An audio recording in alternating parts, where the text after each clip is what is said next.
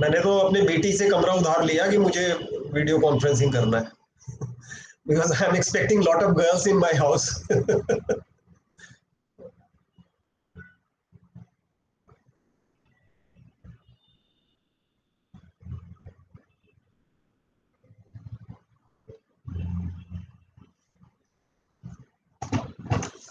Who is the what is the team code for the prosecution and defense?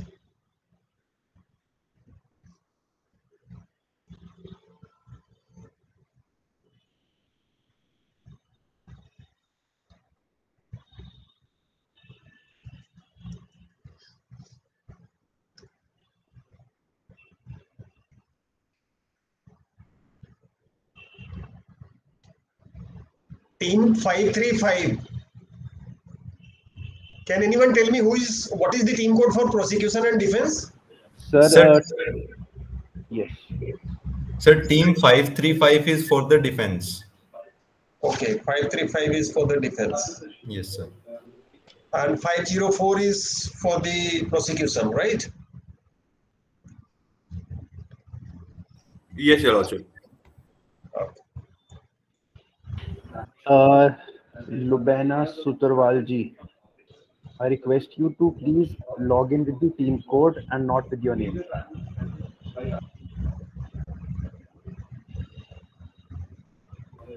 Am I audible? Yes, you are audible. Yes.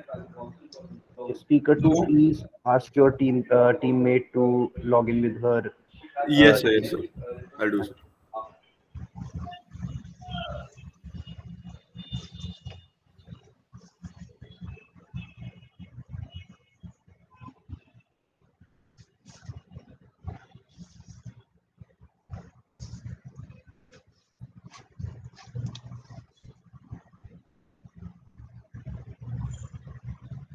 मेरी आवाज तो ठीक आ रही है ना Saurabh?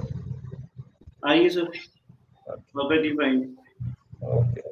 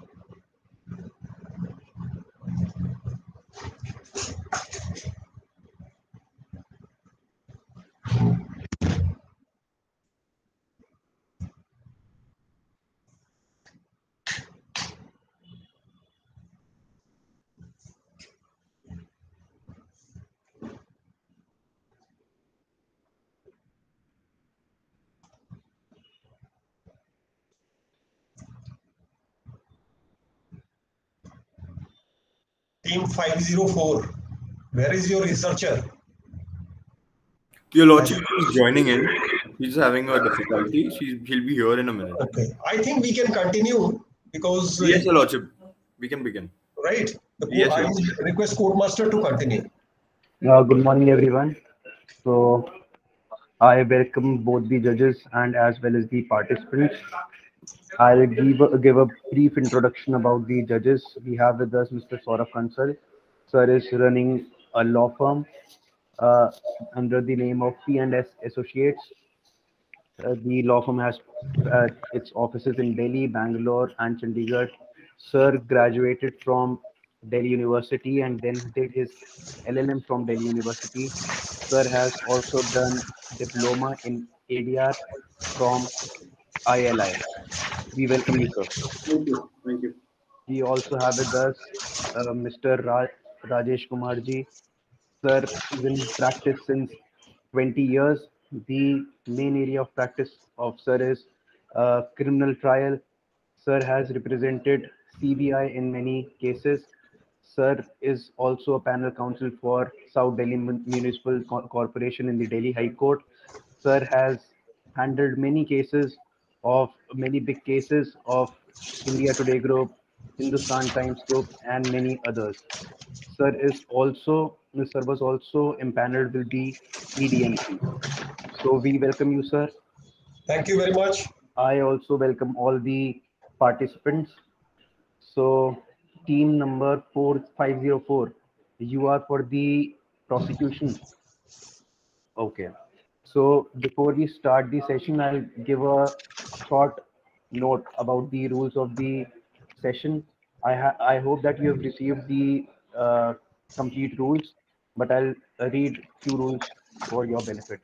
So each team will have maximum of 30 minutes to present their oral submissions, including time for rebuttal. Maximum of 5 minutes can be reserved for the rebuttal, which can only be reserved for any one speaker. Teams are requested to notify the division of time between the two speakers as well as the time for rebuttal at the beginning. No speaker will be permitted to address the court for more than 20 minutes.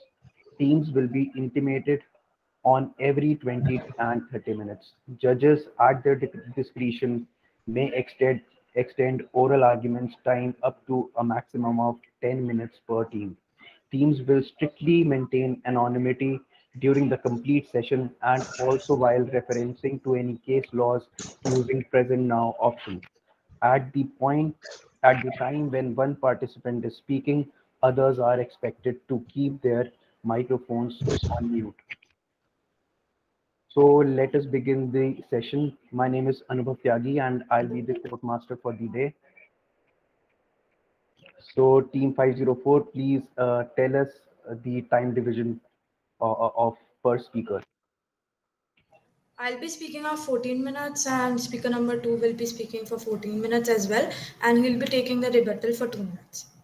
Sure. So we'll begin your session at 9:18. It is let us begin your session. 9:18 it is. Should I begin? But let me first inform you, all the participants, that it may be that we may interrupt you for a while for asking some questions regarding your argument. So don't get nervous, be casual. There is nothing big in this, and be confident, right? So don't lose your rhythm during the argument. Now you may continue. May it please this honorable court that I am counsel 1 for state in the case of Straight through NIA versus Sameer and others. If your lordship's permit, may I provide a concise summary of the facts of the case? Please do. On 22nd February 2015, the Delhi Police Special Cell arrested accused number 1 Sameer and accused number 2 Monu from the general coach of Farakka Express railway station. On the search, it was found that accused number 2 were in possession of fake Indian currency notes of rupees 5 lakh denomination each. On 22nd June, the accused number 1 and 2 revealed that they were supposed to deliver the money to Pulwama to accused number 4 Peter, and they also revealed that accused number 5 is the main perpetrator of the whole act. It was also revealed that they were given the fake Indian currency notes by accused number 3 Kalu. Accused number 3 Kalu was arrested on 23rd June 2015. Accused number 4 Peter died on 22nd June 2015, and accused number 5 is still absconding. When the FSAN was sent for expert opinion to CFSL CBI, it was opined that the notes were of high quality. The charges were thus levied against them under Section 120B of IPC, Section 121, 123, 201, 489B and 489C of IPC. Also, the charges were levied against the accused under Section 16, 17, 18 and 20 of UAPA. The prosecution mainly has three main issues. First being that the accused are guilty under section 120B, 121 and 123 of IPC. The second issue being that the accused are guilty under section 489B, C and section 201 of IPC. And the third issue being that the accused should be held liable under section 16, 17, 18 and 20 of UAPA. I will be dealing with the first two issues and my co-counsel will be dealing with the third issue. If your lordships permit, may I begin with my first submission? Please go on. And don't ask for a permission. You please continue. Oblige your lordship. It is the contention of the prosecution that all the accused have conspired together to carry out a bomb blast in Pulwama. Accused number 1 to 5, all of them have conspired together to carry out this illicit act. Accused number 1 and 2 have admitted in the statements that they were given counterfeit currency by accused number 3. They've also admitted to the fact that they were supposed to deliver this currency to accused number 4. All the accused live in different parts of the country. Therefore, in the present case, prima facie evidence is enough to show that all the accused had an agreement to carry out bomb blast in Pulwama. Carrying FICN Could you tell us about the evidence of it? You just said that there's sufficient evidence. Could you tell us a bit about the evidence? Yes, you have? Lordship. Oblige your lordships. If you look at paragraph 17.16 of the moot proposition, it is given that all the accused were in constant touch of each other. It is also given that accused number 1 and 2 had frequent trips to West Bengal even before the occurrence of the present offense. That's right, but merely calling somebody being in touch does not prove anything. What evidence is there that they were conspiring together for a bomb blast? It's serious.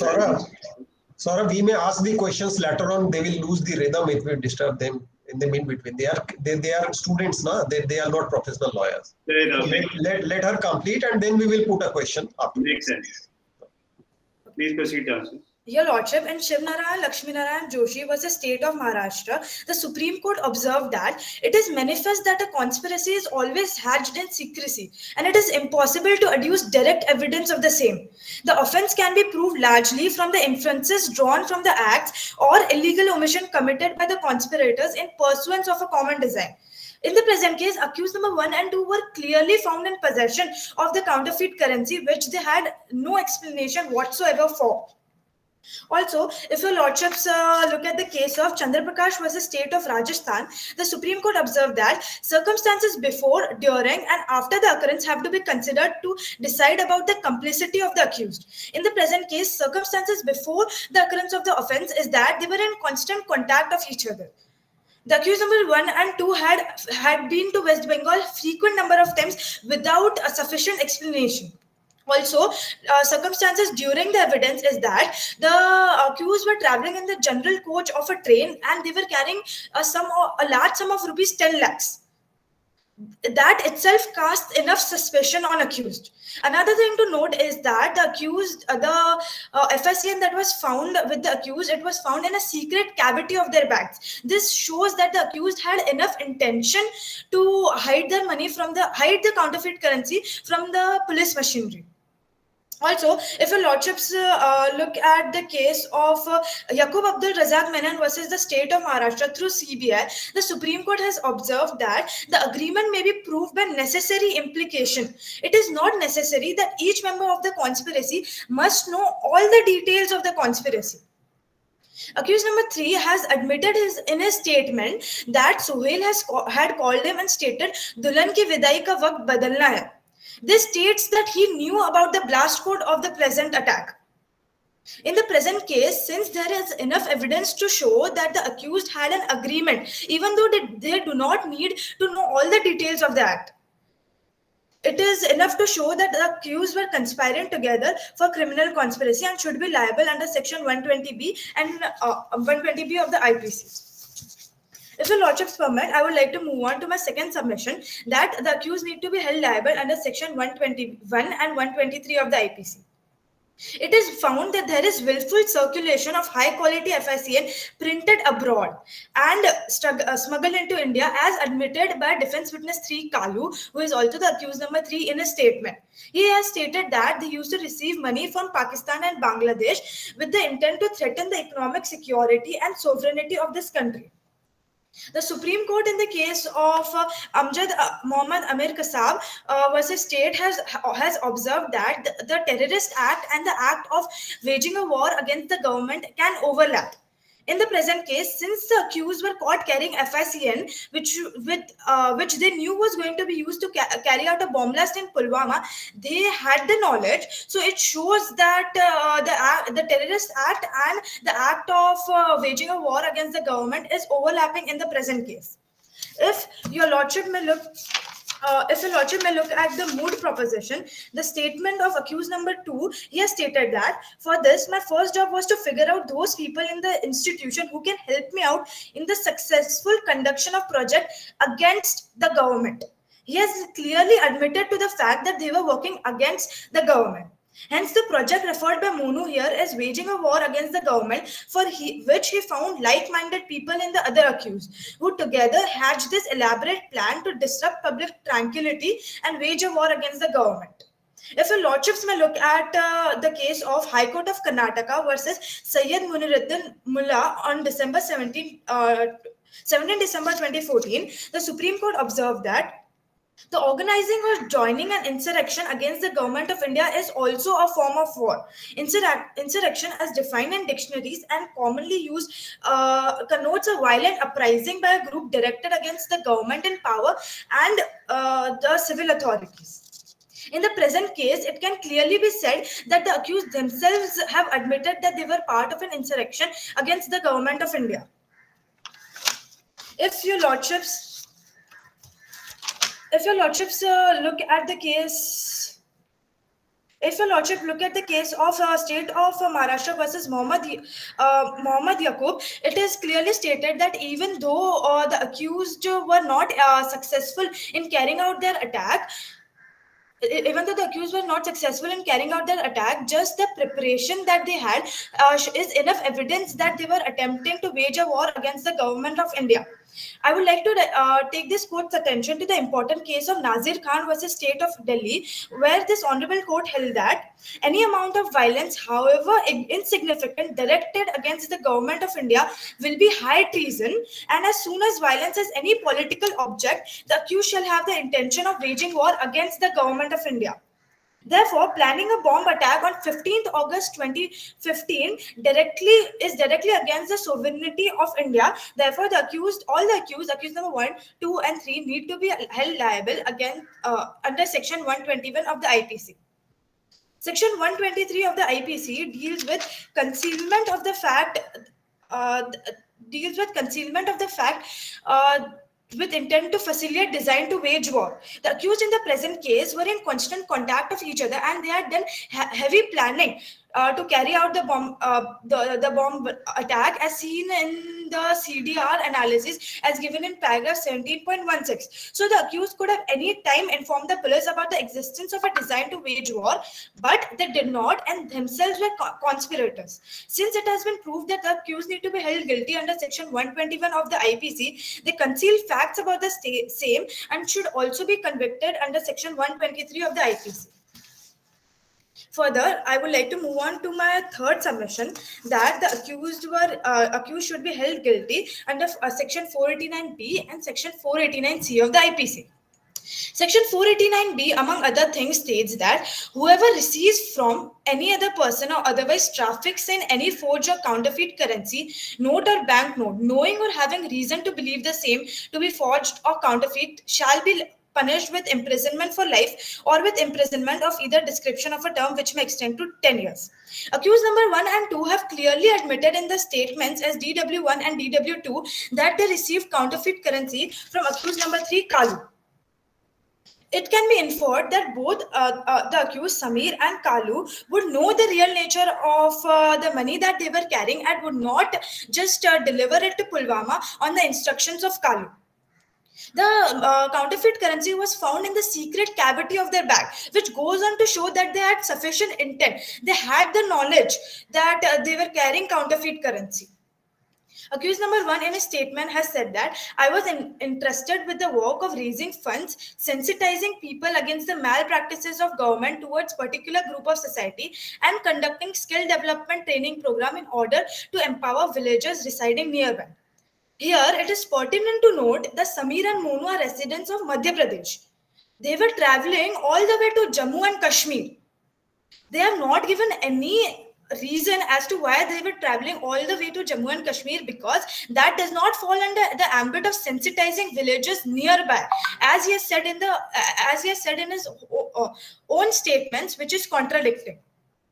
Also, the accused were caught with FSCN of rupees 5 lakh denomination each. In the present case, they have not provided any explanation whatsoever that what it was going to be used for, because it is definitely not needed for sensitizing villagers. Such a large amount is definitely not needed for the same.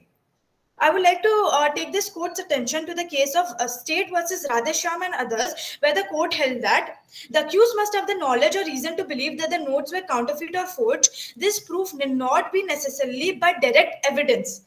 The various circumstances leading to the seizure of forged notes, the manner in which the accused came into the possession of those notes are important circumstances to be considered. I would like to divert this court's attention also to a very important case of Rayub Jasab Sama versus State of Gujarat. The division bench of Gujarat High Court has held that the possession of large number of fake currency notes is a case of active transportation of such notes. It is not merely a case of dormant possession. In that case, where the accused were found to be in possession of a large number of counterfeit currency notes, it was held that it gave rise to a presumption that the possession of such notes was for the purpose of trafficking in currency note. It is an admitted fact, as stated by DW1 and DW2 in their own statements, that they were given the counterfeit currency by accused number 3.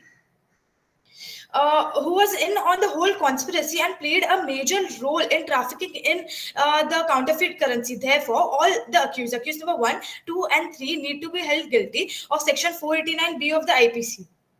Section 489C of the IPC deals with possession of counterfeit and forged currency notes. Accused number 1 and 2 were clearly found in possession of the notes, and as the mens rea, the knowledge of the possession has already been proved by the prosecution in the 489B. It is clear that the accused also need to be held guilty of Section 489C of the IPC. Your Lordships, I would just take 1 minute to sum up my arguments.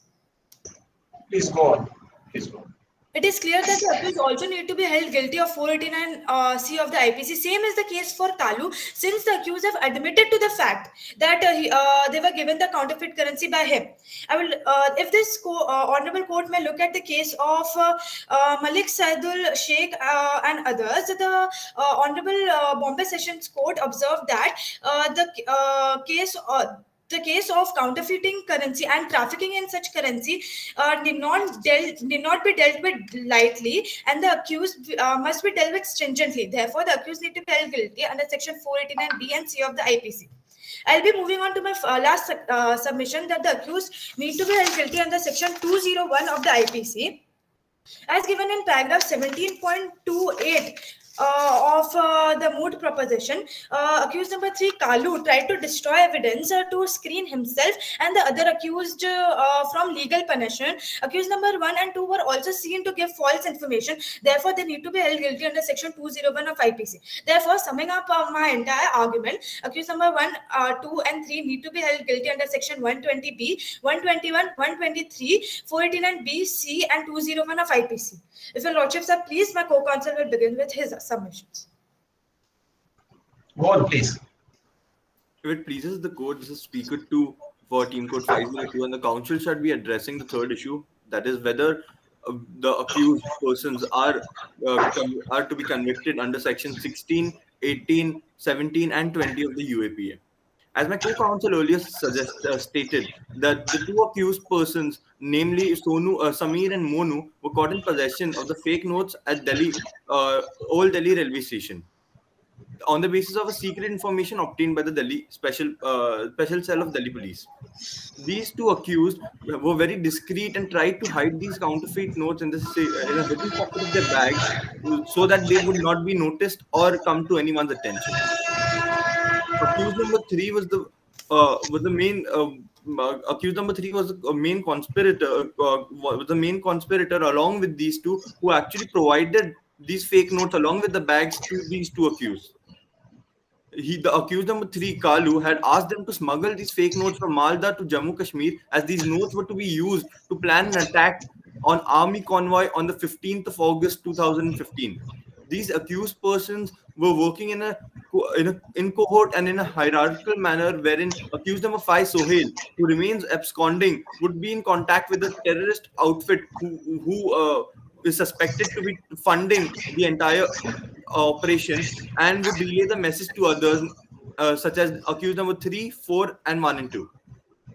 The UAPA was amended in the year 2012, and it criminalized economic destabilization of nation's economy.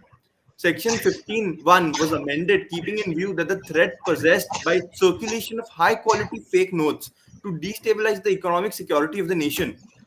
The government of India also made certain amendments to the section with respect to making, that is, production and smuggling of such fake notes.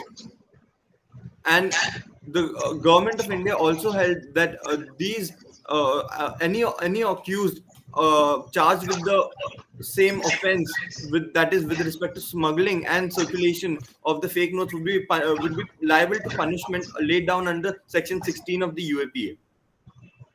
As held in the case of Yaqub Menon versus State of Maharashtra, the court said that the crime to constitute as a terrorist act under Section 15, there must be either attempt that must be committed, or it must be an attempt that has been attempted. Under such circumstances, these accused can be held liable for terrorist activities. Furthermore, Section 15A(1)(3)(a) states that damage to any monetary stability of India by way of production, circulation, or smuggling of fake notes amounts to terrorism. This particular terrorist activity is not in the interest of economic stability of the nation, and is liable to be punished under Section 16. In the case of Yaqub Menon versus State of Maharashtra, the Honorable Supreme Court held, in order for the accused to be guilty under Section 16, there must exist substantial evidence. In the present matter, full reliance can be placed upon statements recorded by the police while interrogating the accused, and the prosecution witnesses obtained under as annexed as Exhibit 7 in the moot proposition. Further, the statements made by accused number 1, 2, and 3 describe the nature of each person's involvement in this organization and this act which has to be committed. And the prosecution has relied on the findings of CFSL report in order to prove that the notes were high-quality counterfeit notes. These fake notes, under the definition of high-quality counterfeit notes, when it falls under Schedule 3 of the UAPA. Moreover, the statements given under Section 161 CRPC involve name of high prolific terrorist organizations, so namely the LET. Coupled with the fact that Peter committed suicide fearing arrest when he saw that his co-conspirators were getting arrested one by one, and so he fled the nation when it came upon him. The only deduction here that can be made is that they were committing an inhuman crime and feared punishment for the same. All the statements which led to the discovery of certain undisputed facts, all the statements made to the police that led to discovery of certain facts, and along with the call records, have to be considered by this court as admissible under Section 27 of the Evidence Act. The Supreme Court, in the case of Navinata Krishna versus the state via the Inspector of Police, also held that Section 27 trumps Section 25 and 26, and all the statements made to the police which lead to discovery of facts must be held admissible by the court. Furthermore, under Section 43E of the UAPA, if the accused is found in possession of certain notes or explosives, as mentioned under Section 15 of the UAPA, there is sufficient evidence which connects these material evidence to commission of certain terrorist activity, then the court shall presume that the accused has committed the offense, and the burden of proof to prove that the crime was not to be committed lies upon the accused. There is sufficient evidence in this case, such as the statements which led to the discoveries, the call records, and the possession of counterfeit notes. Section 15 clearly mentions what constitutes terrorism, and Section 16 highlights the punishment for the same. Further, it is said that under Section 27, all the statements made to the police have to be considered admissible. Proof of the action has been admitted during investigation and have been made under these statements. Thus, they are liable to be punished under Section 16. Moving further, it is pertinent to note that under Section 16 of the under Section 17 of the UAPA, it states that the punishment for raising funds for the terrorist activity, all the accused are also to be held liable for the same, as the accused were clearly raising funds for a terrorist activity, that is the bomb blast to be conducted on the Indian Army convoy. It was only because of the great police work, that they were apprehended and the terrorist attack was prevented. The same was corroborated by their statements during the investigation. In the case of Ridol Hussain Khan versus NIA, the Honorable Special Court stated that whoever raises fund for the purpose of committing terrorist act makes an act of raising the fund for the purpose of terrorist act is an offense itself. The emphasis is more on the fact that raising funds than the person who raises the fund. The offense has been purposely created to prevent raising of funds intended to be used for terrorist activity. Further, in the same case, the court has stated a person who collects or supplies funds with having knowledge or the fact that the individual are involved in a terrorist activity would come under the net of the Section 17 of the UAP and would be punishable under the same. Moving further, Section 18 states that accused would be liable for conspiring, abetting a terrorist organization in commission of a terrorist activity. Each conspirator here has played an independent and separate role, which is crucial to the commission of the act. This is a united effort made by all the accused to achieve a common purpose, that is to commit a terrorist activity. Each accused were aware of the part of the role that they were playing for the commission of this act.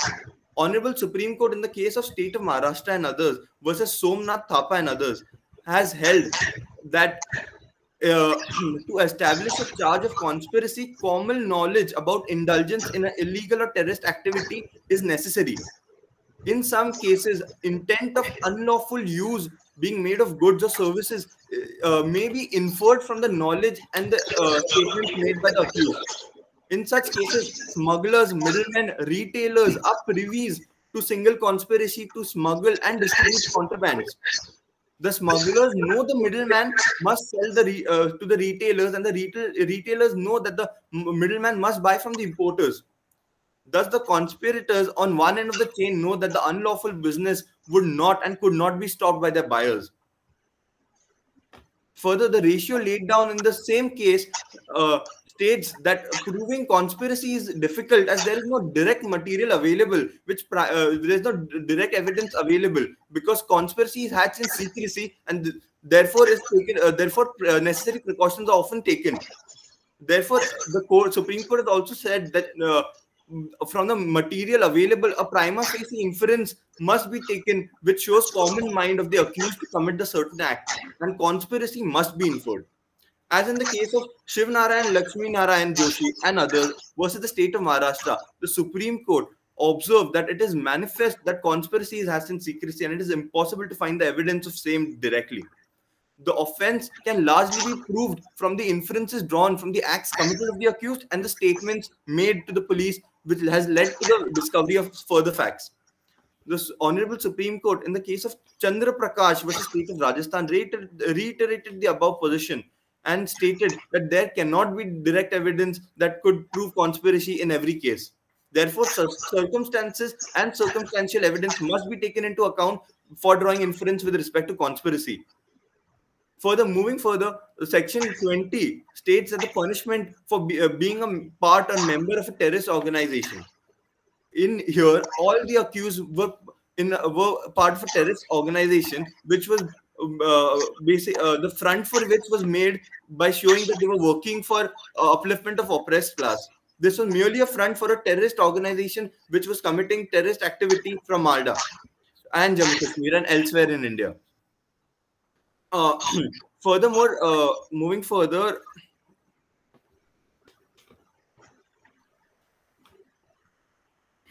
I think you have dealt every section 16, 17, 18, yes, 20. Your Lordship. Yes, Your Lordship. But the council would like to place further reliance on the very important judgment in the matter of State of Maharashtra versus Ravi Dhiren and others, wherein the special court of NIA has pointed out that there was.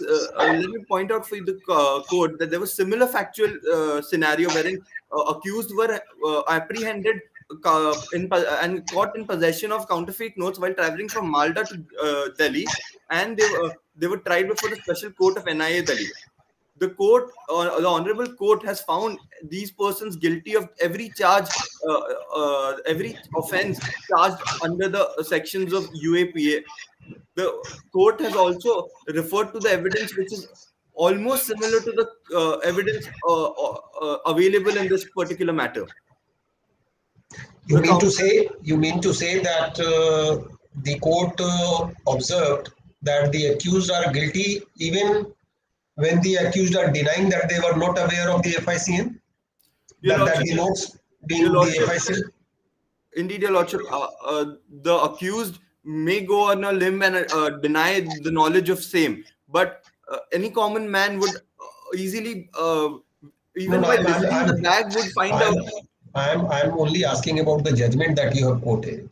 Your Lordship, the judgment, yeah, in the judgment, the special court did find the accused guilty of section 16 and 18 of the UAP, as these were the only sections that were charged against them. But in this particular case, section 17 and 20 have also been charged against the accused. And since the factual scenario and the documentary evidence available are almost identical, it is of great importance to this particular matter. With the prior permission of the court, the council would like to proceed towards the prayers. Please.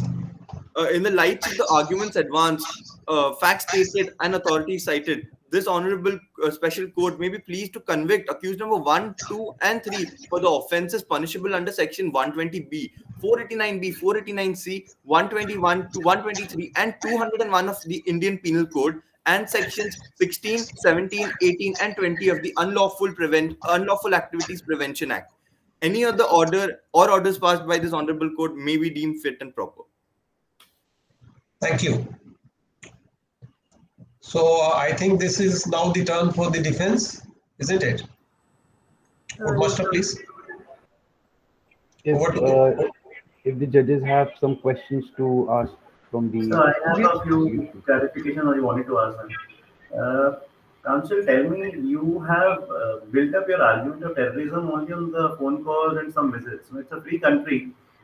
Anybody could go anywhere. I believe you don't have any call records or whatever conversation took place. I understand conspiracies are hashed in dark, so there can't be direct evidence.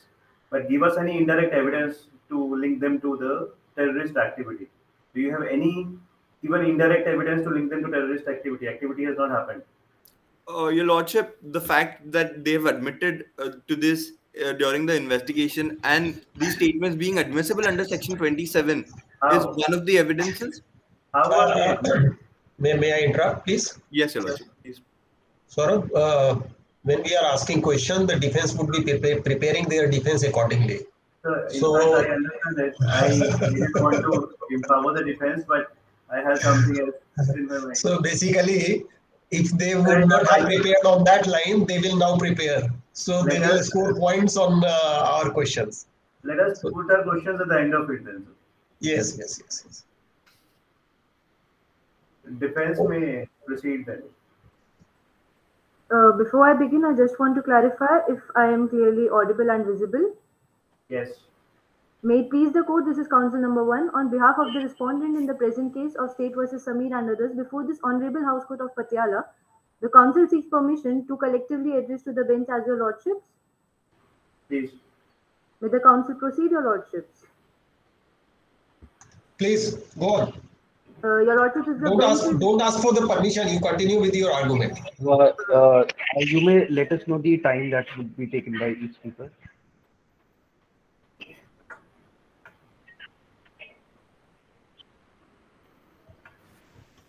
Details, please explain. Please tell us your time. How much time will you take? Yes, Your Lordship. The speaker 1 will be taking 15 minutes of this honorable court, and speaker 2 will be taking 13 minutes. And time reserved for the rebuttals is 2 minutes. Sure, you may be. Okay, go on. Your Lordship, may I be please allowed to rejoin? I am having some network issues. Can I take 30 seconds Please. for this? Sure. Please.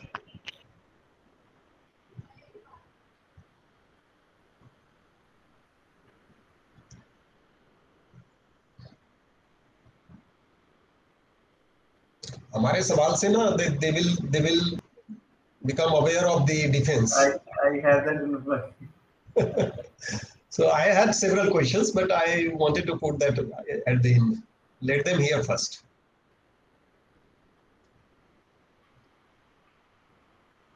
Thank you, Lordship.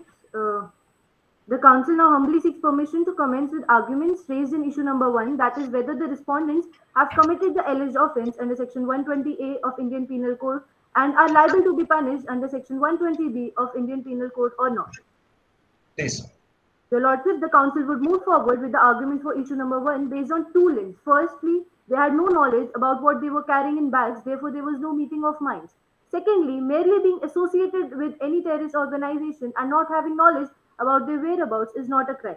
Concerning the first limb of the argument, the Council pleads that the elements of a criminal conspiracy have been stated to be A, an object to be accomplished, B, a plan or scheme embodying means to accomplish that object, C, an agreement or understanding between two or more of accused the person whereby they became definitely committed to cooperate for the accomplishment of the object, means by the embodied in agreement or by any effectual means, and D, in the jurisdiction where the statute required an overt act. In case of Sudhir Shantilal Mehta versus CBI, the court said the gist of the offence is the bare engagement and association to break the law, whether any act be done in pursuance thereof by the conspirators or not. Meeting of minds is essential. Mere knowledge or discussion is not sufficient.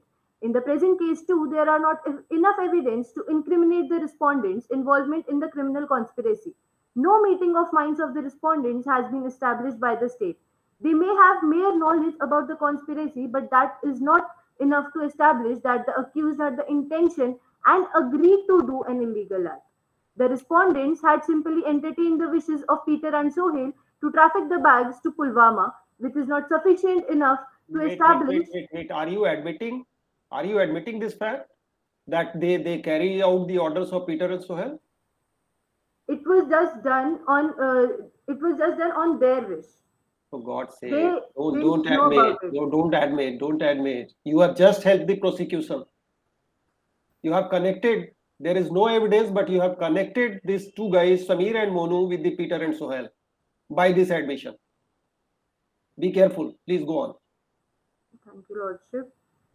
No meeting minds of the respondent has been established by the state. They may have mere knowledge about the conspiracy, but that is not enough to establish that the accused had the intention and agreed to do an illegal act. To support this argument, the Council requests your Lordship to refer to page 15 of the written submission, in which the Council have cited the case of Keher Singh versus State, where both the conspirators were away from the scene of the crime. One of them was acquitted by the Supreme Court. The documents recovered from his custody did not indicate any agreement between him and the other accused. They only showed his agitated mind, which was in grip of an avenging mode. This is not enough to establish an agreement with anybody. Furthermore, it should be remembered that there were no direct evidence. For example, through the evidence of an approver, and the case for the prosecution is dependent on circumstantial evidence alone, it is necessary for the prosecution to prove and establish such circumstances as would lead to the only conclusion of existence of criminal conspiracy and rule out the theory of innocence. In the pertinent case of evidence produced by the prosecution is through circumstantial but not substantive enough to prove the guilt of the respondents. The prosecution has simply charged the respondent on mere suspicion about their involvement in the conspiracy. The prosecution has not ruled the theory of innocence. In this instant case, the prosecution has relied on call detail records in form of technical evidence which may raise suspicions against the accused, but merely the production of call detail records cannot take place of proof. Your Lordship, now the Council move forward towards the second leg of the argument, that is merely being associated with any terrorist organization and not having knowledge about their whereabouts is not a crime. For the purpose of establishing or proving the charge of conspiracy, it is not necessary that there should be knowledge of who are the other conspirator of the detailed stages of the conspiracy. The necessary requisite is the knowledge of the main object and purpose of the conspiracy. In the present case, the accused Samir and Monu had no knowledge about the main object of the conspiracy, that the said currency was to be used for carrying out a bomb blast on the Indian Army convict. They just simply believed that the currency they were carrying was from the funds they had raised for conducting skill development training programs in order to empower villagers. With this being said, the counsel for the respondent culminates the argument for issue number 1 by affirming that the respondent have not committed the alleged offence under section 120A and are not liable to be punished under section 120B of the Penal Code. If your Lordship are satisfied with the argument for issue number 1, then the council would like to seek permission to proceed to issue number 2, that is whether the respondent have committed the alleged offence under section 121 and 123 of Indian Penal Code or not. I cannot say you that whether we are satisfied or not, but you can continue with your argument. Much obliged, your Lordship. The respondent summarily submits that they have not committed the alleged offence under section 121 and 123 of Indian Penal Code 1860 and are not liable to be punished in the light of following arguments. The evidence required to be established to establish a case under section 121 of the Penal Code must be directed to proving of the following points. First, that the accused waged war or attempt to do so or abet the same. Second, that such war was against the government of India. The expression waging war means and can only mean waging war in manner usual in the war. In other words, in order to support a conviction on such a charge, it is not enough to show that the person charged have contrived to obtain possession of an armory and have, when called upon, to surrender it, use the rifles and ammunition so obtained against the government troops. It must also be shown that the seizure of the armory was part and parcel of a planned operation and that their intention in resisting the troops of the government was to overwhelm and defeat these troops and then to go on and crush any further opposition in which they might meet until either the leaders of the movement succeeded in obtaining the possession of the machinery of government or until those in possession of it yielded to the demands of their leader. In present case, the respondents have neither committed nor abetted the alleged offence of the waging the war against the government of India, since they didn't have the mindset of harming the integrity, unity and sovereignty of the nation and were merely completing the task that was assigned to them without knowing the repercussions of their actions. They didn't have the necessary mens rea for committing the alleged offence. There was no transmission of thoughts, sharing the unlawful design to wage war. Moving ahead in the same issue, the council humbly pleads that the essential sections, section 123, are not being fulfilled. The essential elements of the said section are: A, there must be an existence of a design which is prepared to wage war against the government of India. B, the concealment should be done with intention of facilitating the war against the government of India. C, the person should be knowing about the concealment of design. In case of State versus Navjot Sandhu, the court held that no interface can be drawn with a reasonable degree of certainty that wife of Navjot Sandhu was having knowledge of plan. The scarcity evidence on record does not justify her conviction. The mere suspicion that she would have known about the movements of her husband is not enough, and therefore she was acquitted.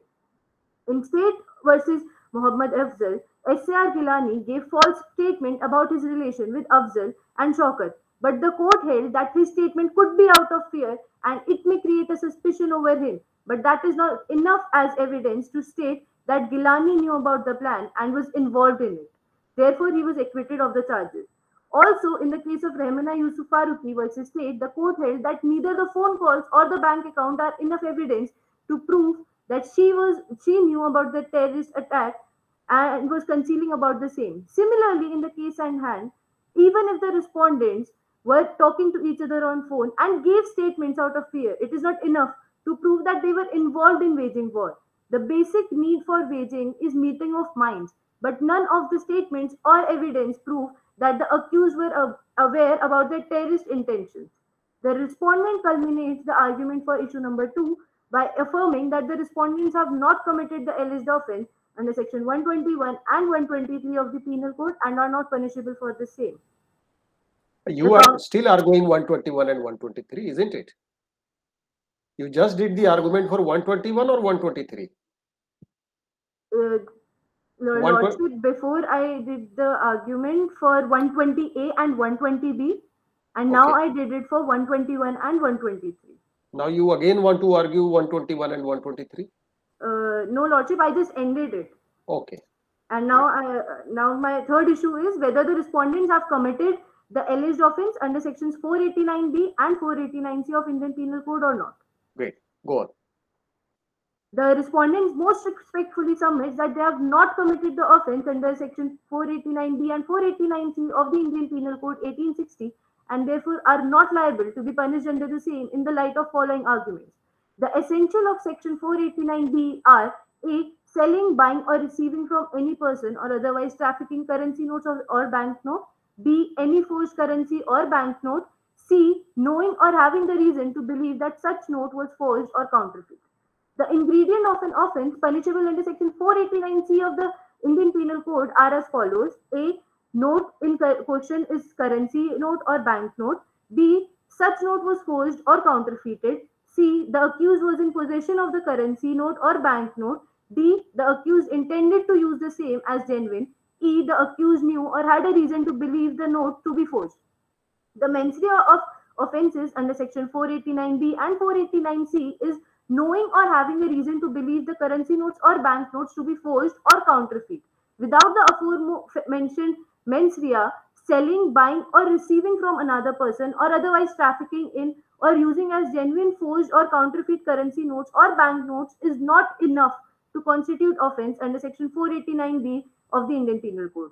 So also possessing or even intending to use any forged or counterfeit currency note or banknote is not sufficient to make out a case under section 489C in the absence of mens rea.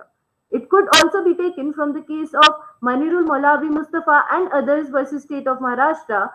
The appellant were found only guilty of 489C, which is a bailable offence, and were acquitted from the charge of 489B as no mens rea of them using or trafficking the counterfeit currency could be proven. The burden is on prosecution to prove that at the time when the accused was passing the note, he knew it was a forged one. The mere possession of it by him does not shift the burden to the accused to prove his innocent possession of the forged note. Similarly, under section 489C, it is to be proved that the accused intended to use the forged or counterfeit currency note as genuine, or it might be used as genuine. It is for the prosecution to prove the circumstances which would irresistibly lead to the conclusion that the accused had the intention to introduce surreptitiously the note on the public. It is evident that the respondent are merely found in possession of the counterfeit currency note. Charge sheet does not contain any material to show that they were proposing to traffic or use the said notes as genuine, or they had knowledge or reason to believe that the said notes were forged or counterfeit. The accused were mere carriers of the counterfeit notes. When mens rea is conspicuously absent, mere use of any forged or counterfeit currency notes or banknotes cannot attract the provisions of section 489B and 489C of the Indian Penal Code. The respondent culminates the arguments for issue number 3 by affirming that the respondents have not committed the alleged offence under section 489B and 489C of the Penal Code and are not punishable for the same. With this being said, if your lordship allow, then counsel 1 would raise the arguments, and it is humbly requested to your lordship to allow my co-counsel to proceed with further arguments. Counsel, tell me one thing. You just said that they were in possession of these notes. They never intended to use them as genuine. So are you admitting that they knew that they were the fake currency notes? No, your lordship. They didn't even they didn't have the correct mens rea to traffic those notes. They didn't even knew themselves that these notes were counterfeited. Okay, so now what she is saying is that the accused were not aware that these notes are FICN, but the original one, right? I get the point, but the statement with the police did say so. They knew about it. No, statement is confessional statement. No, this is only confessional statement. That is coupled with the recovery. No? So that one is okay. Okay. So we'll have this observation. Second speaker. Continue. Speaker number 2. Your Lordships, before I start with the arguments, I would like to clarify if I am properly audible and visible. Yes. Much obliged. May it please the court, this is counsel number 2 for the respondents appearing before this honorable court in the present case. The counsel humbly seeks permission to commence with arguments raised in issue number 4, that is whether the respondents have committed the alleged offence under section 201 of the Indian Penal Code or not. Please, go on. Much obliged, Your Lordships. The counsel humbly submits before the honorable court that the respondents have not committed the offence under section 201 of the Indian Penal Code 1860 and therefore will not be held liable in the light of the following arguments. In the case of Nathu Garam versus State of Uttar Pradesh, it was held that before a conviction under section 201 can be recorded, it must be shown to the satisfaction of the court that the accused knew or had the reason to believe that an offence had been committed and having got this knowledge, tried to screen the offender by disposing of the dead body. This was followed in the case of Hanuman Prasad and others versus State of Rajasthan, where it was stated by the Honorable Supreme Court that unless the prosecution was able to establish that the accused person knew or had the reason to believe that an offence had been committed and had done something causing the offence of commission of evidence to disappear, he cannot be convicted. It can be inferred from the facts and the statements given by accused A1 and A2 that even though they were carrying the bags containing the fake Indian currency notes, they were not aware about what they were carrying, and since the most important element is having knowledge about the offense, the accused were not aware about what they were exactly doing. Hence, the requisite ingredients for the conviction of the accused under the said section are not fulfilled, and it must be proved that an offence, the evidence of which the accused is charged with causing to disappear, has actually been committed. The intention to screen the offender must be the primary and sole objective of the accused. The fact that the concealment was likely to have that effect is not sufficient. The same was followed in the judgment of Dr. Ravindra Kumar versus State of Bihar. As stated in the cases, the sole object of the accused should be to screen the offender. But in the pertinent case, the accused were not trying to screen the offender. Moreover, no offence has been committed and neither they believe that an offence has been committed. Therefore, the sole object is not being fulfilled. Therefore, they should not be tried under this section.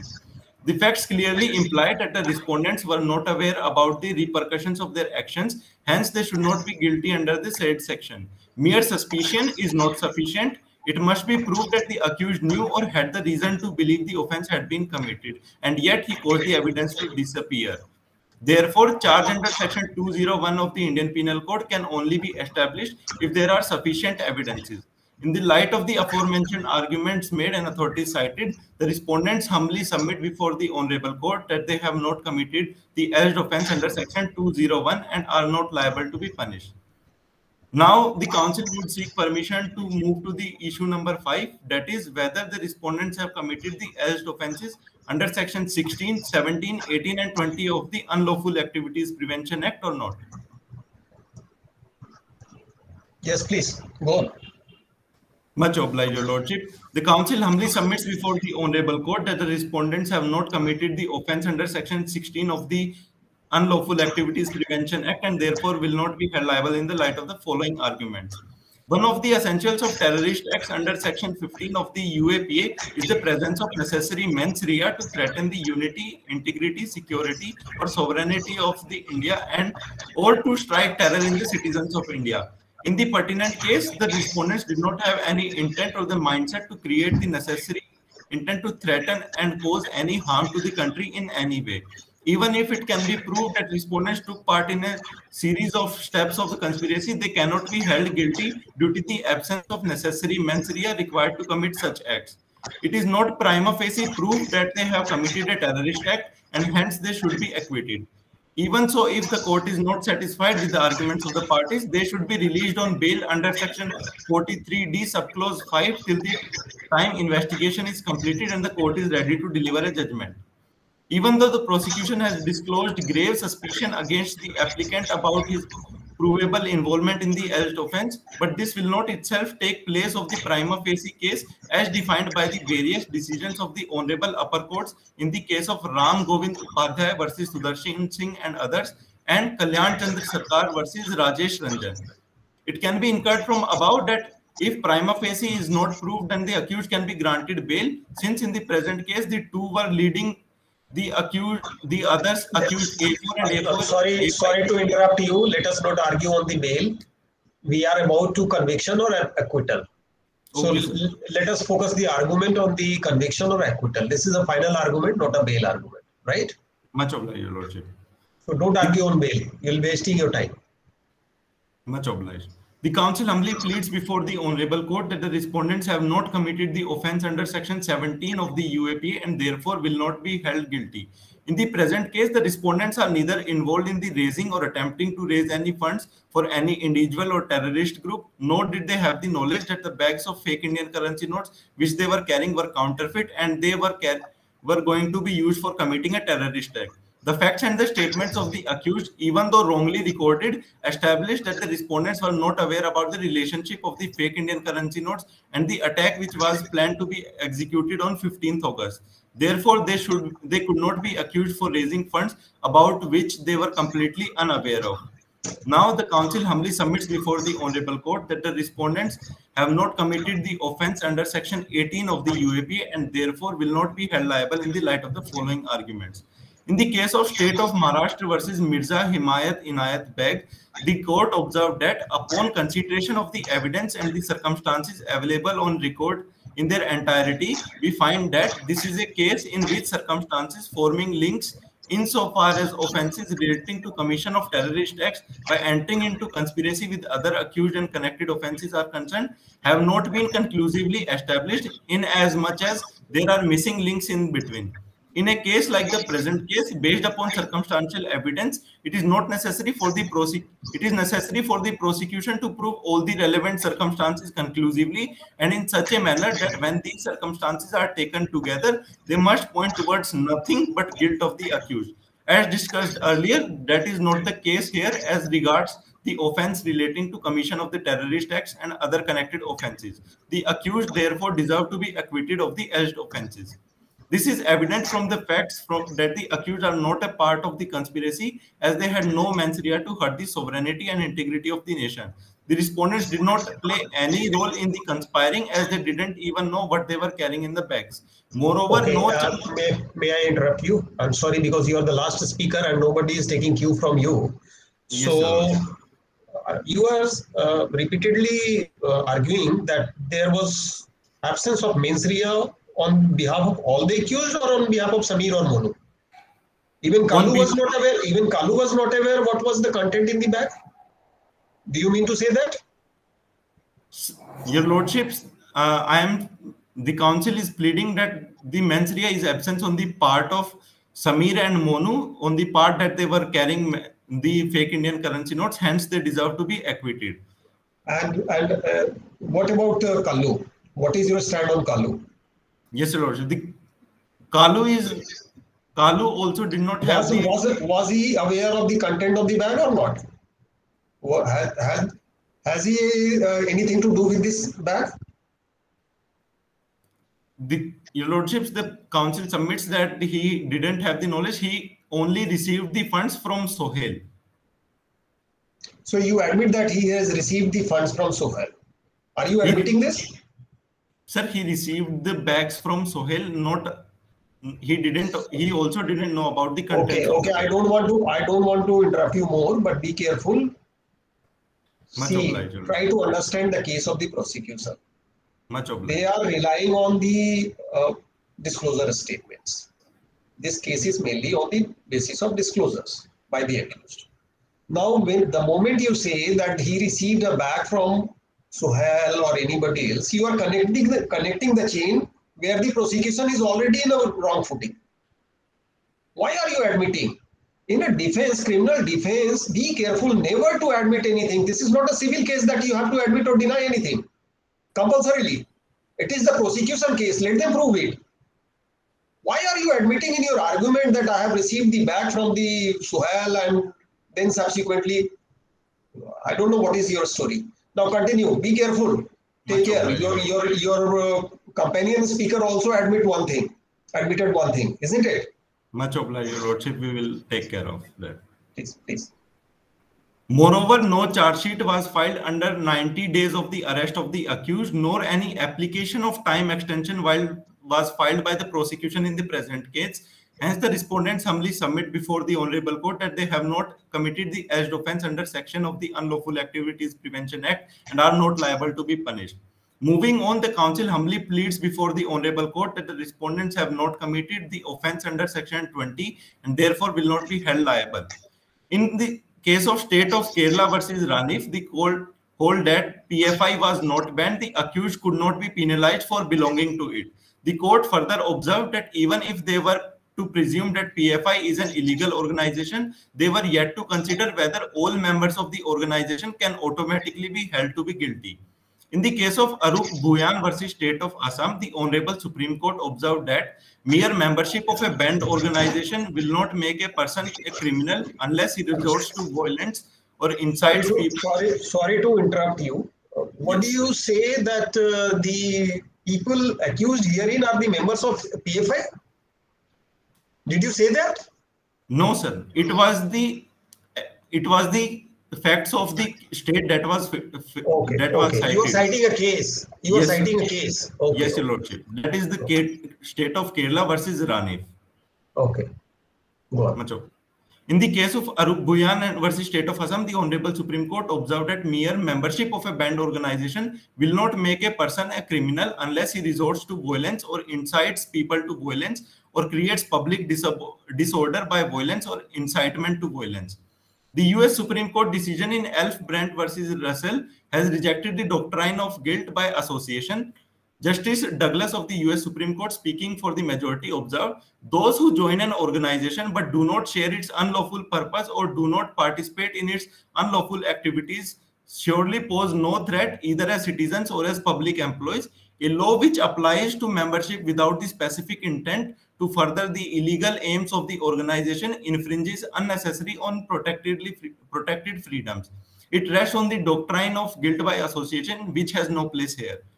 In the present case, the respondents do not belong to an illegal organization, and since their organization is not banned under the purview of Schedule 1 of the UAPA, the respondents could not be penalized for belonging to a group else to be conducting terrorist activities. Even if it was to be presumed that they are members of an illegal organization, it shall not be considered that they all should automatically be held guilty. Merely a membership of any group or organization does not establish relations or intentions of an individual. In the light of the aforementioned arguments made and authorities cited, the respondents humbly submit before the Honorable Court that they have not committed the alleged offence under Section 20 of the UAPA 1967, are not liable to be punished. With this being said, now the counsel for the respondents rest their contentions and humbly seek permission to recite the prayer before this Honorable Court. Please, your prayer is to acquit all the accused, I guess. So yes, let us move to the contents. Saurabh, did you hear any of the defense lawyers speaking about the confessional statement? No. Speaker 1, Speaker 2, what do you have to say about the confessional statement? Sir, the confessions and the cold detail records produced by the prosecution are not sufficient to establish the guilt, which only relies on circumstantial evidence. They have not proved the guilt of, they haven't proved the theory of innocence of the let Speaker 1 speak about this. Do you have anything to say about the confessional statement? Your Lordship, the confessions cannot be taken under Section 25 and 26 of Evidence Act. Moreover, even if the CDRs are to be considered and if the facts are... No, I'm not talking about CDRs. You said that the confession cannot be taken on record due to Section 25 and 26 of the Evidence Act. Why not you argued this in your argument? This is the main connecting link of the entire case, and you did not argue this. I understand, Lordship. Now, Saurabh may ask some question if he wants. That's fine, sir. The whole case of prosecution is based upon confession in this matter. Yes. Your Lordship, the prosecution would like to begin with the rebuttal if the court please. Just coming to you. Wait. So let us go to the prosecution then, isn't it? Sure. Okay. Prosecution, start with your rebuttal. Forgive me, Your Lordships, if my co-counsel and my myself have come across to be relying only upon the confessional statement that I've made. we also rely upon the CRPC section 313 statements made by Kalu, wherein he himself has admitted that he had good relationships with Sohail for the past 6 years and was working in the same organization. Sorry to interrupt you. I don't see that the Kalu made a statement under section 313. Your Lordship, Kalu's statement is under section 161 CRPC. Your Lordship, it was mentioned to us in a clarification that it would be treated as a section 313 statement. Yes, Your Lordship. Court Master may confirm whether there is a clarification that this is 313 or 161. Your Lordship, I can produce the mail that they've sent if needed for the record. The defense agrees with this? Did you also receive this mail? No, Your Lordships. Court Master may confirm within, let them proceed with the argument. Court Master, I would request to confirm whether the Kalu's statement, the defendant DW3 is under 161 or 313. Because we have been provided with a brief which says that this statement is under 161.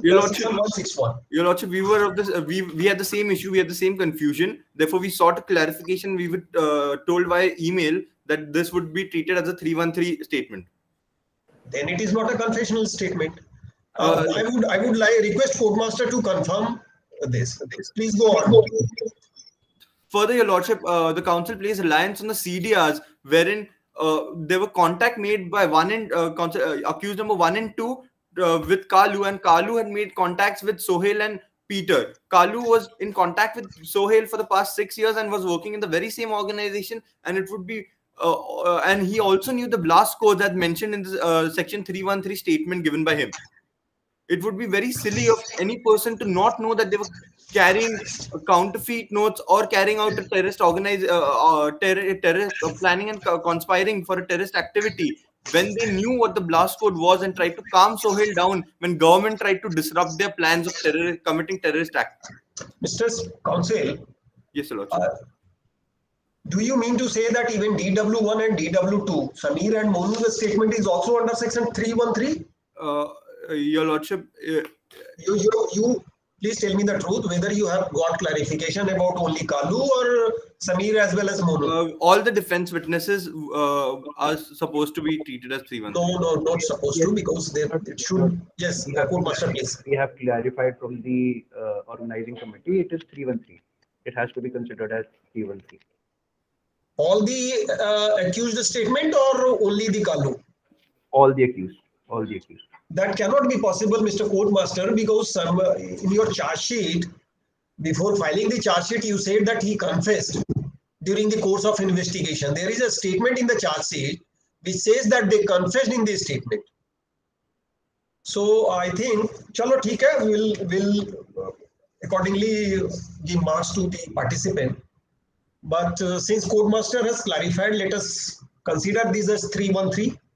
313 is after the end of the prosecution witness and when the court asks the accused to state about the facts of the case. Yes. Hence, if it is 313, it is before the judge, before the magistrate. Yes, Your Lordship. And that would render it admissible, which clearly highlights that Kalu was aware of the blast codes and was working with the organization for over 6 years. And it would be very silly for anyone who knew what the blast codes meant and what they were. If it is 313, you don't need to argue any further. Your case is. Yes, Your Lordship. But the problem is that nothing remains for the defense in this case. I think in future arguments, the organizer has to clarify this. He has to come clean on this. Because that's right. The matter ends. If it is 313, it ends actually. So if it pleases the court, the council would like to actually conclude this rebuttal with a small. Yes. The council would like to point out that the CDR records have been very discreet and very in a systematic, well-organized manner. Sohail was the point of contact between a foreign terrorist organization and relayed the message to Kalu, who in turn conveyed it to the other accused. This pattern is commonly observed in a highly organized terrorist outfit which seeks to stay under the radar. The CDR further discloses that the prosecution witness of the accused number 5 was in contact with LAT, Lashkar-e-Taiban's senior people from Pakistan, and the organization that was allegedly working for the upliftment of society was receiving funds from Pakistan and Bangladesh. Further, the defense counsel one themselves admitted that they were carrying money. Just hold on. Let the court master clarify, please. Sorry. Yes. Where they have been given 2 minutes time, it has already been more than 2 minutes, 5-6 minutes. So I request the teams to adhere to the time. Okay. Just concluding it here, Your Lordship, if it pleases the court, I'd like to conclude it. Yes, please. The defense counsel one has themselves admitted that they were carrying money to Peter after receiving it from Kalu. But what begs the court's attention is that who carries such a large amount in a general coach of a train? Who actually carries such a large amount in a cash and not transfers it via bank accounts if they were to be used for sensitizing people and were for upliftment of the society? Who does so? The counsel would like to conclude by stating that all the accused were working in cohort and in a systematic manner wherein they wanted to stay under the radar of the police and the government and wanted to commit a terrorist activity. Okay. I would defense also like to say something on this? Yes, Your Lordship. Okay. Yes. Now, your defense, you consider this statement as section 161 and stick your argument on that. We'll balance the equation. Don't worry about the outcome of the case, but you need to further your argument on the basis of 161, right? Oh, okay, Your Go on, Lordship. please. The counsel for the respondent submit that the prosecution has not produced enough evidence to prove the respondent's guilt. They have only relied on the statements given by the accused during the time of investigation, which cannot be made admissible in this court because they might have been given due to undue influence of the police. One of the major evidences that the prosecution produced is the call recording statements and phone data of the accused, but those evidences are invalid and are because they are not provided with the essential certification as mentioned in section 65B of the Indian Evidence Act. The whole case of the prosecution is dependent on the statements of the accused and the call detail records illegally obtained by the police. The prosecution has failed to provide any other substantive evidence to prove the guilt of the respondents. Yes. Furthermore, Your Lordships, the prosecution has recorded the statements of the accused under section 161 of the CRPC, which talks about the examination of witnesses by the police, which is wrongly recorded, but that has already been argued. I have clarified this. So one good point that you have raised, you are over with your rebuttal. You want to rebut any more point? We are over with the rebuttal, sir. Okay. So my question to the prosecution is that Yes, he has raised a valid point. You have obtained call records, which is an electronic record. Yes, Your Lordship. It has been taken from a computer electronically. Yes, Your Lordship. Now, where is your statement under section 65B? So the It should be the affidavit. the counsel would like to take instructions from the court and would produce the same. I don't see this in the charge sheet. Okay. Lordships, it was held in Arjun Panditrao Kotkar versus Kailash Kishan Rao that the requisite certificate in terms of section 65B of the Evidence Act is unnecessary if the original document itself is produced, which would be the original electronic record contained in the computer in which the information is first stored. The prosecution has been able to produce the mobile phones and the memory card, which is the original document. Hence, the requisite 65B certificate is not required in the present case. Speaker 1, Ms. Counsel, Yes, if a bank statement has been drawn on a piece of paper on the format of a letterhead of the bank from the computer, it will be considered as original. Now, if you are not producing 65B and instead you are producing entire system CPU unit to the code, this cannot substitute 65B, is it? Oblige Your Lordship, but in the present case, the prosecution has produced the mobile phones and memory card. Yes. It is So not tomorrow- possible to produce the entire CPU unit, but it is completely feasible to produce the mobile The phone. limitation would be the moot proposition, sir. The document would have actually formed part of the moot proposition. But I think they're referring to this judgment is sufficient for the time being. They have delved into this issue of 65B, which Yes. shows that this is sufficient. They have delved into it as of now. But prosecution, the problem is the whole word terrorism. Where does it come from is a bit of an issue because You say there was fake currency notes were seized, yes. Then thereafter linking it is only part of a story. There is no direct evidence wherein you could actually link it to terrorism activity. You say CDRs, they are only call detailed records. They do not. There is no receiver who is a known terrorist. There's nothing which actually proves it. You'll have to work up more on those issues. How do you bring it in the domain of terrorism? Your Lordships, under Section 15(1), Subrule 3A of UAPA, carrying FICN to cause damage and destruction of India's legal, tender and monetary system is said to be a terrorist act. Under Section 15(1), Subrule 3A of the UAPA. How do you make it 121, 123 is a problem still? No, let us go to the destruction of evidence. Now, my specific question with the prosecution is, what exactly, which evidence has been destroyed in this case?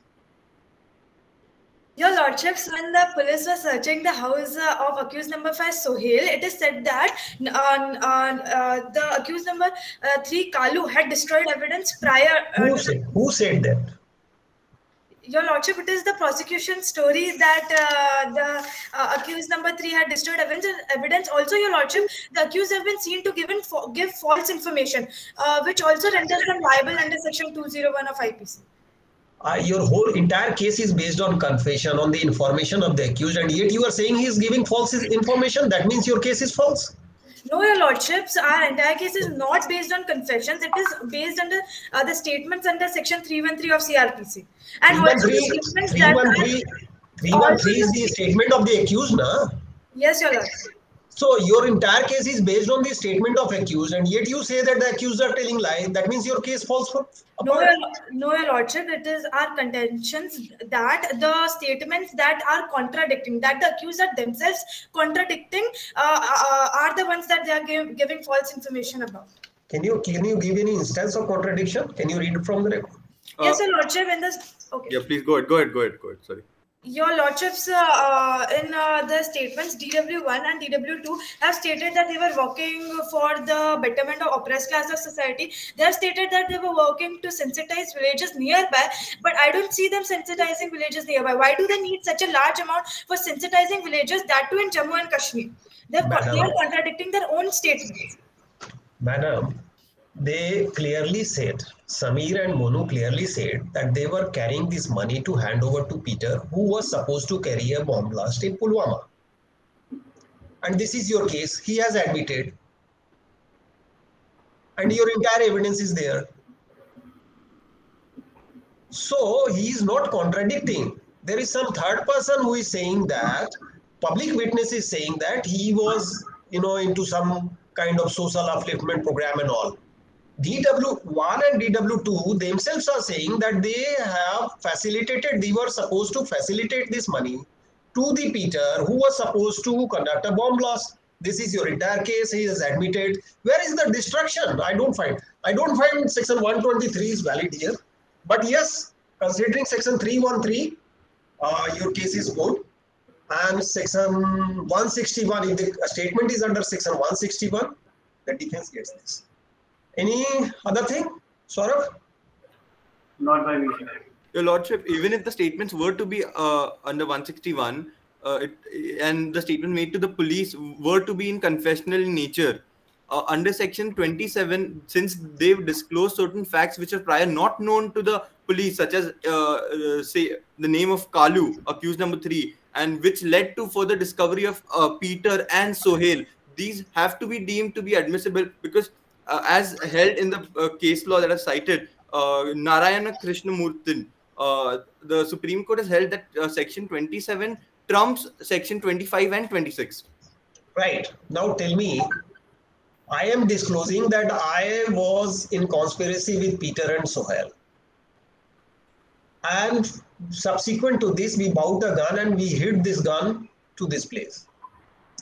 And on the basis of this confession, police goes to that place and recover that gun. That is called discovery. Mere statement is only the statement that Peter and Sohail was part of me. So your case is not, good if we consider this statement under Section 161. Well, if it is clarified that this is under 313, then your case is more. Your Lordships, the Because last subsequent to, let me finish, subsequent to 161 statement, apart from the statement, you have not discovered any substantial thing.